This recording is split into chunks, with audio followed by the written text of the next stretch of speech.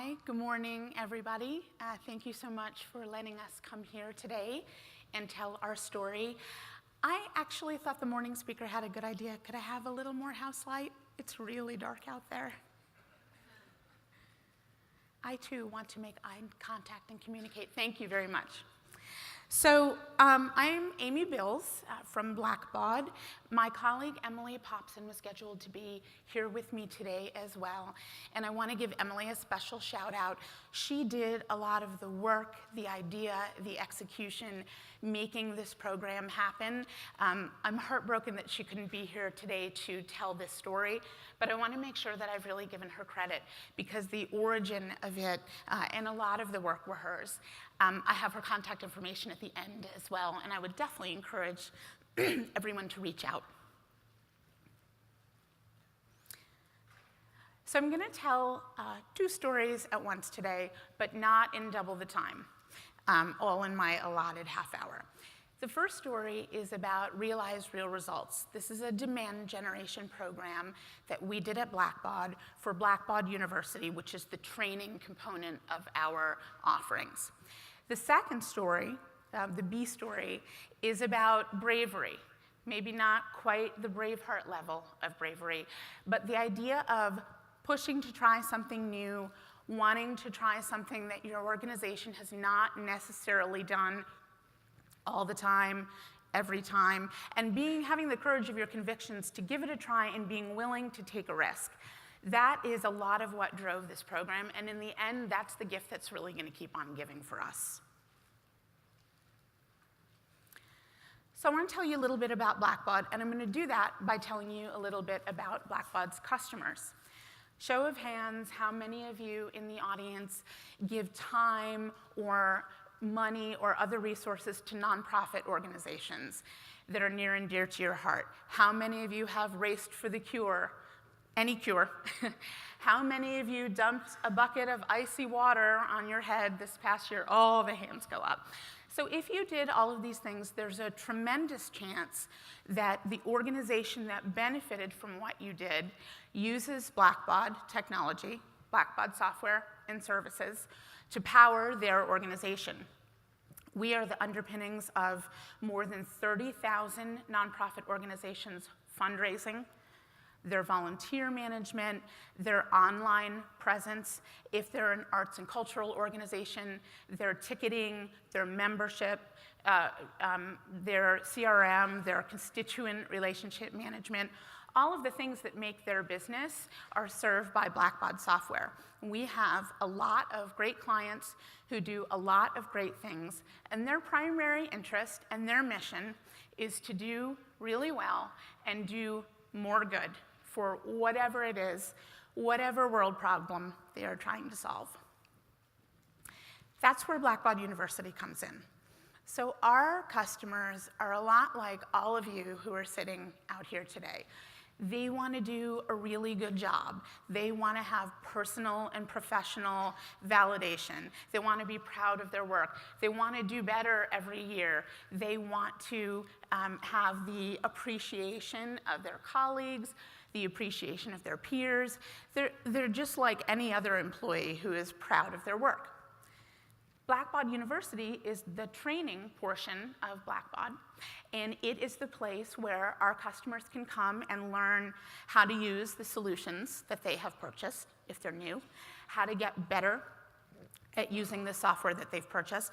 In some cases, if they're very ambitious, how to get personally, individually certified in some of these solutions so that they can be doing their absolute best work. We have all different kinds of training that we offer. Again, this is common in software organizations that are cloud-based with a SaaS component.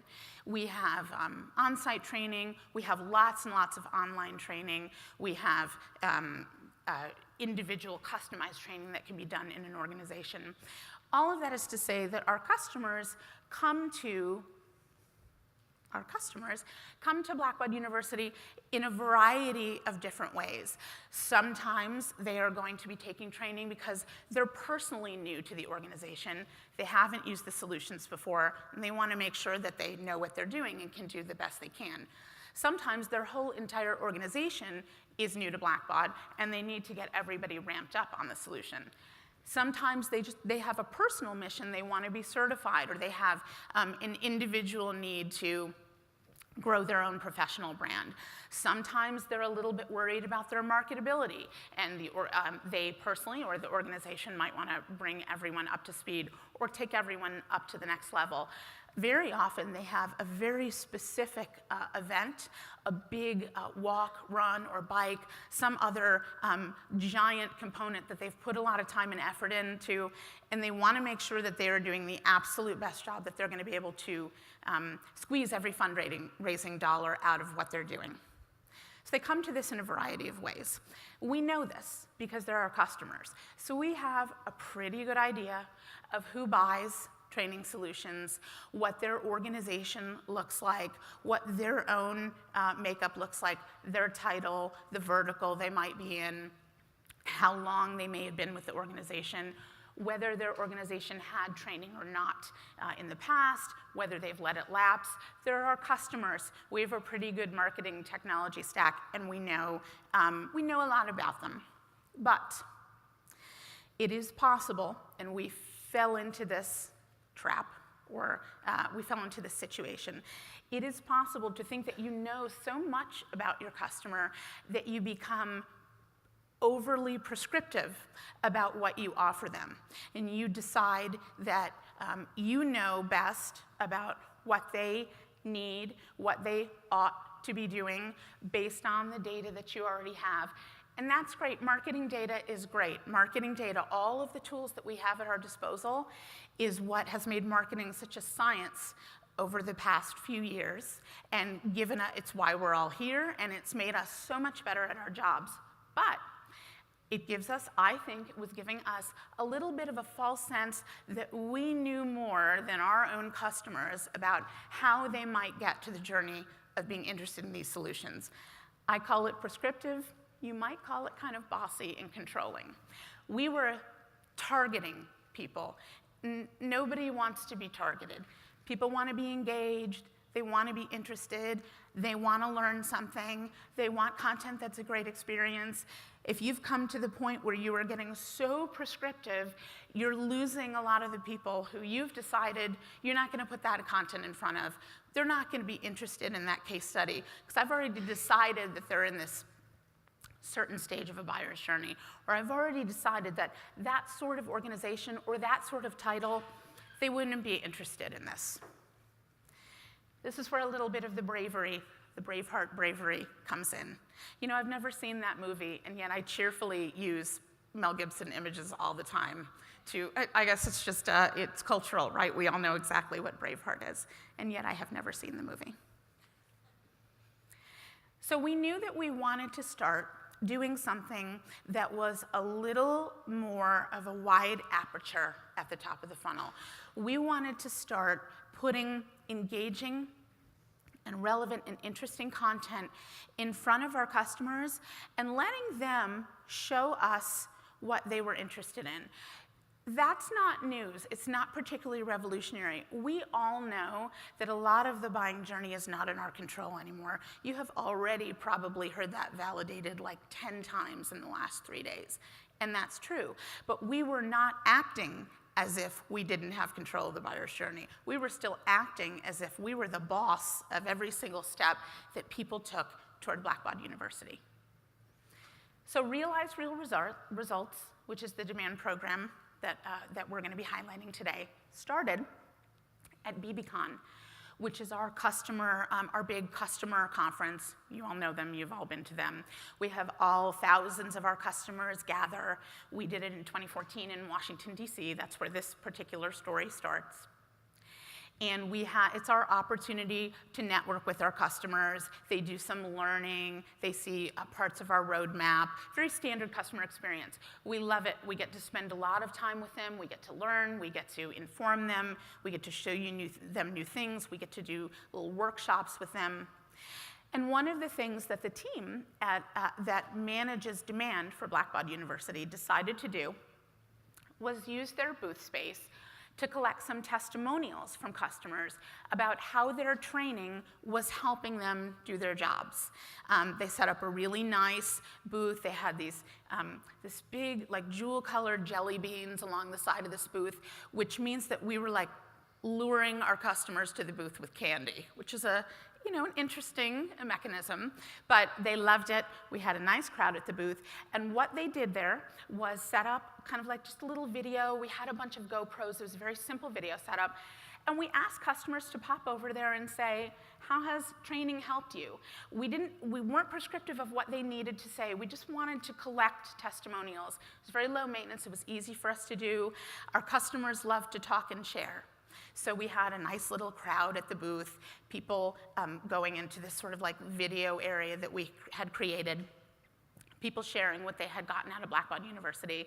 And our thought was, we'll see what we got, and we'll use these testimonials on some data sheets. We could use them on landing pages. Maybe they'll even be in some display ads. It was a way for us to just collect additional fodder, additional validation from our customers. We love that. It's very compelling for them to see what their peers are saying. We got back from BBCon and began to look at all of this footage and realized that our customers had done us 3 levels above what we hoped for.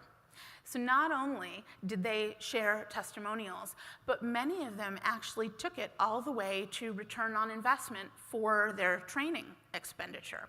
So they said things like us, I don't know how well you guys can read that, but they said things to us like, we took this class, our database analysts took this class at Blackbaud University. And by doing so, we learned how to look at our existing database and mine it for additional potential major donors. So for nonprofits in fundraising, major donations and sustaining donations, that's kind of the holy grail, right? That's your a constant, reliable revenue stream that you're looking for. And by doing that, by being able to leverage more major donors, we were able to increase our fundraising the year we did this by X%. Others shared time savings. So by figuring out how they should have been pulling this certain report that their accounting team needed, they were saving like 20 minutes a day, several hours a month, up to 20 hours a month, and with that time, they were able to do other things. They were able to meet with some major donors that had come by the organization. They were able to do something special for an event that they were doing. So they were turning these benefits into various kinds of return for their organization. We didn't stack the deck on that. It's not that we don't know. It's not that we don't know that training is going to help our customers do better at the solutions. We have ROI numbers ourselves. We've done case studies. It's not news to us that there is an impact of training. But here were our customers offering up all of this information to us, offering up these ROI stories. So we decided, and again, this is a little bit of the bravery part of the story, or maybe just the opportunistic part of the story. It was not our original plan to build an entire demand campaign out of this.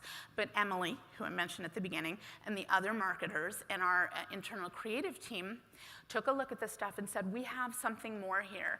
We can turn these ROI stories into customer-generated content that other peers and customers could really be interested in. So they took a bunch of these ROI stories, and they took a couple of technologies that we were using. Primary among this was SnapApp, which we have used for several years now. Those of you who don't know SnapApp, you create sort of little interactive content pieces. It's a playful and fun way to engage people. And they took these ROI stories and they made opportunities for customers to try on the results of their peers. So if you, as a nonprofit development director, were struggling a little bit with leveraging online for giving, right? You are not thinking that you are struggling for additional streams of donations, or you know maybe that your online component is not compelling and you need to fix it.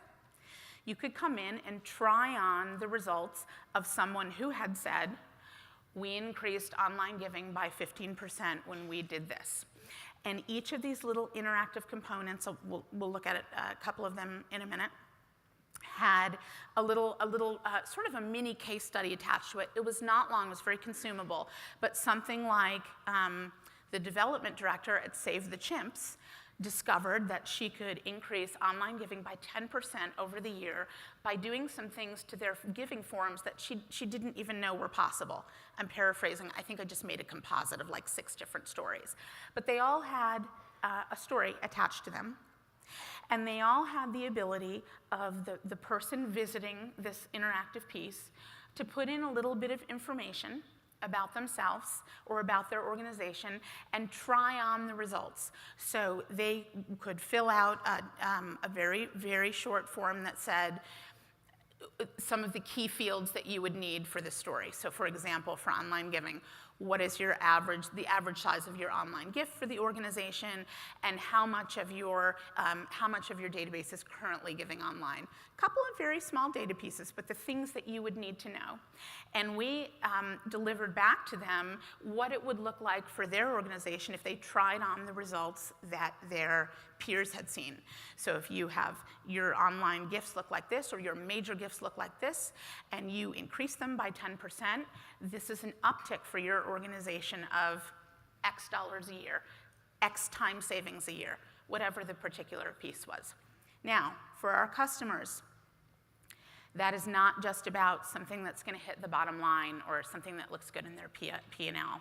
For our customers, some additional funding or additional time saving means additional beds in a shelter, additional dogs and cats that can find a forever home because they have more resources to help them do that, additional people that might be fed, additional people that might get reduced or free medical screenings.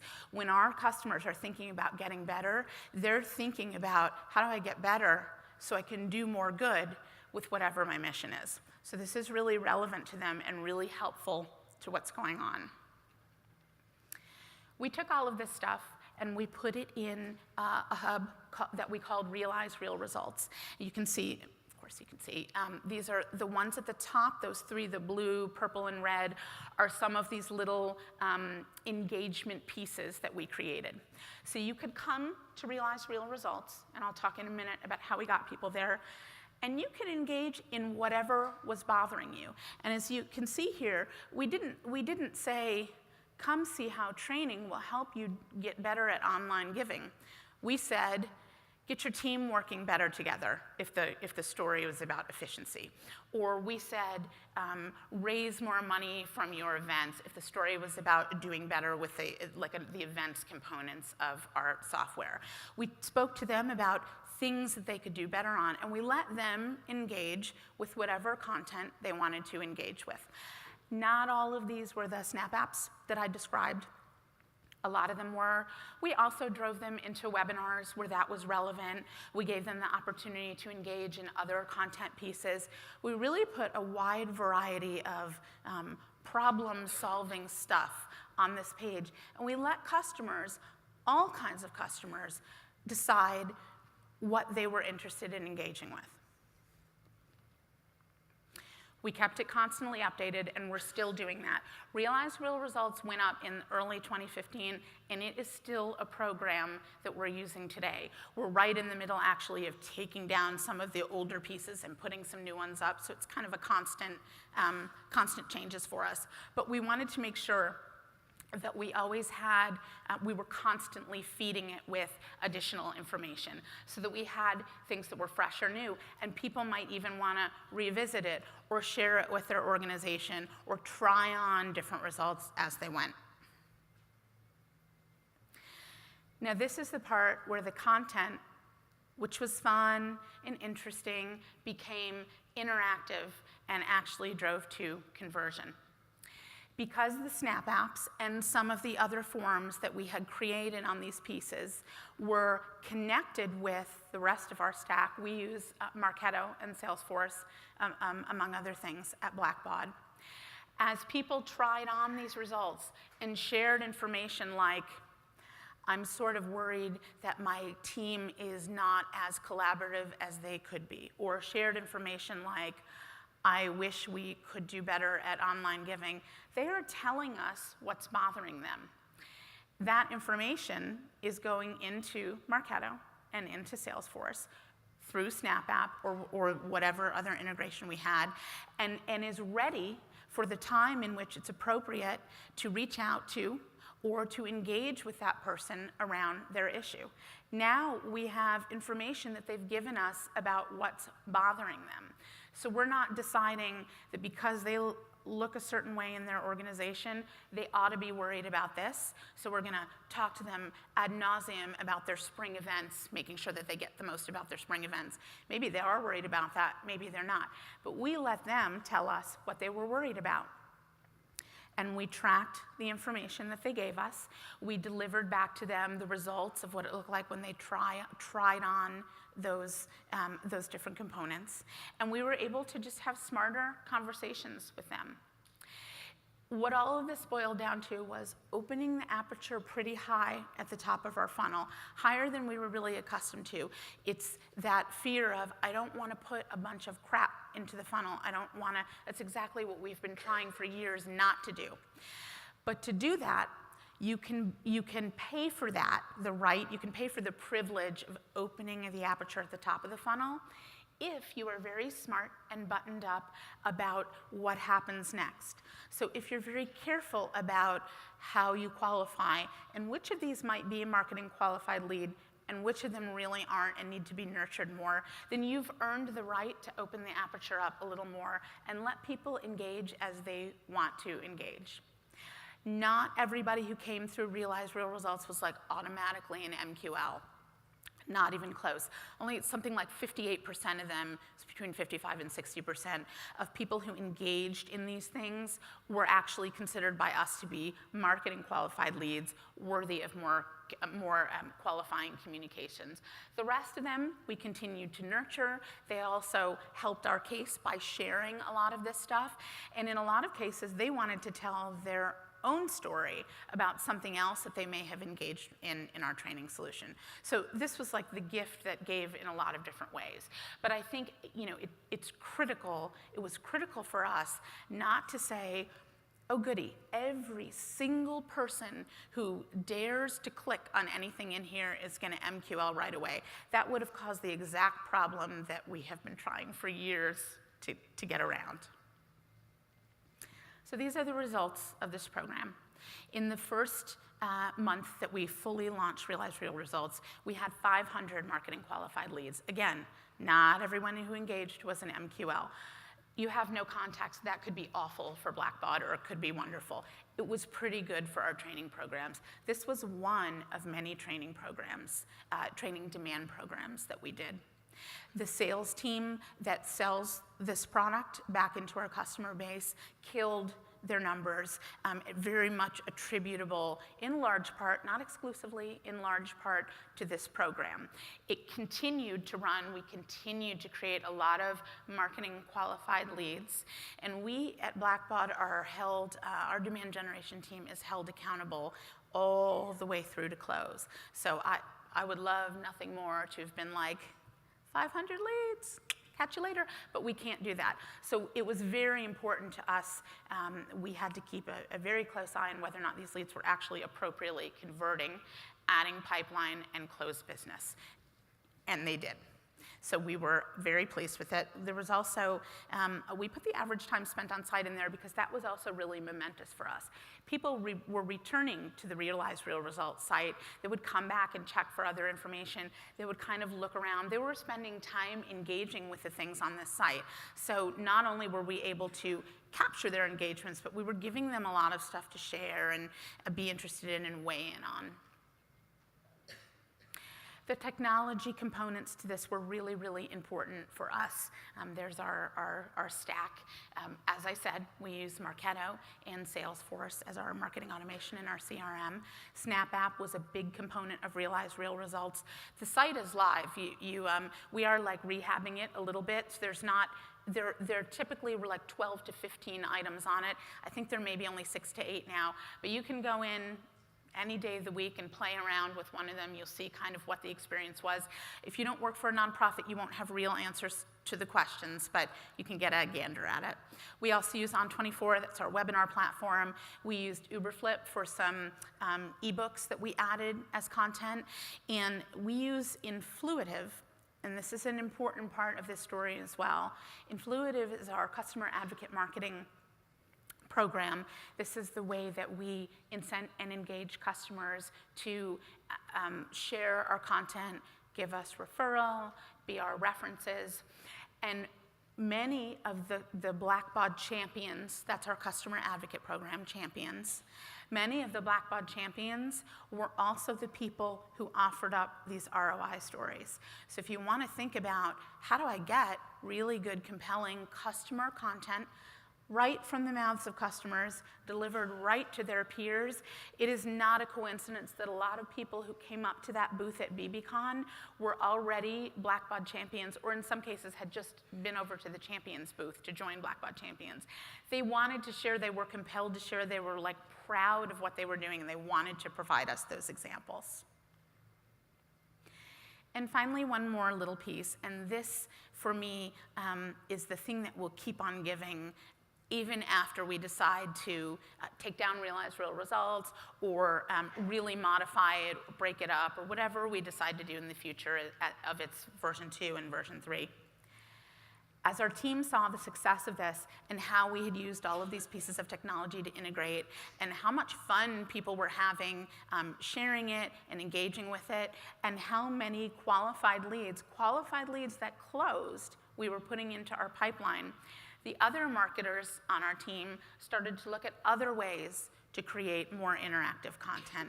They're all this is a smart, ambitious team. They're actually pretty competitive, and that worked very much in our favor on this. So we ended up, over the subsequent months, with a new set of landing pages for a series of in-person events that we do for our customers in the US and Canada. We ended up with a whole set of new content hubs, thank you, Uberflip, for some of the different focused verticals. Higher education is a very focused vertical, arts and cultural, K-12 private schools, a larger campaign that we call No Filter Nonprofit. So we started creating all of these hubs with some of the same principles that we had done for Realize Real Results. And we did an interactive benchmark report, which is ongoing right now and was also extremely successful and inspired by the small amounts of interactivity that we did with Realize Real Results. This is a report where if you are a user of Luminate, which is one of our major online software and services, you could come in to this benchmark report and look not only at how your peers are performing with fundraising, but how peers in your own vertical were performing. So you could look right at Health and Human Services. You could look right at other animal welfare organizations. How are they doing with online fundraising? You could engage with this thing. You could benchmark yourself. It's a really nice experience. And at the end, that data is linked into our systems so that we can appropriately follow up or nurture or send people what might be the logical next step for them in whatever journey they're in. This is going to go on and on as we test and refine all of that stuff. And in the end, I think we're going to get so much impact that sort of had its genesis with taking the opportunity at BBCon to turn some of those stories into something interactive and having a lot of fun as we went. So that's what I have. That's Emily's contact information. I know she'd love to hear from like-minded marketers. And thank you very much for your attention today.